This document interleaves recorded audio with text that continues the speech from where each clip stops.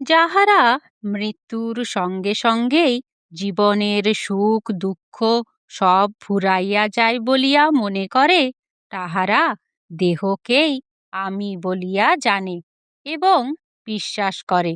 ইহারা দেহাত্মবাদী। দেহই ইহাদের নিকট আত্মা। ইহাদের ধারণা দেহের মৃত্যুর সঙ্গে সঙ্গে তাহাদের সব শেষ হইয়া যায়, আর কিছু থাকে না। এই জন্য ইহারা মনে করে যতদিন জীবিত থাকা যায় ততদিন যে রকমেই হোক খুব সুখ ভোগ করিয়া নিবে।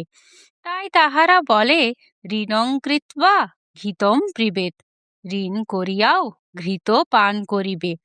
যাহারা দেহাত্মবাদী, যাহারা নিজের আত্মার অস্তিত্বে বিশ্বাস করে না, তাহারাই প্রকৃত নাস্তিক। যাহারা ঈশ্বর মানে না বা বিশ্বাস করে না, তাহারা প্রকৃত নাস্তিক নয়। ঈশ্বর সম্বন্ধে জ্ঞান না থাকাতেই তাহারা ঐরূপ বলিয়া থাকে। জয় গুরু।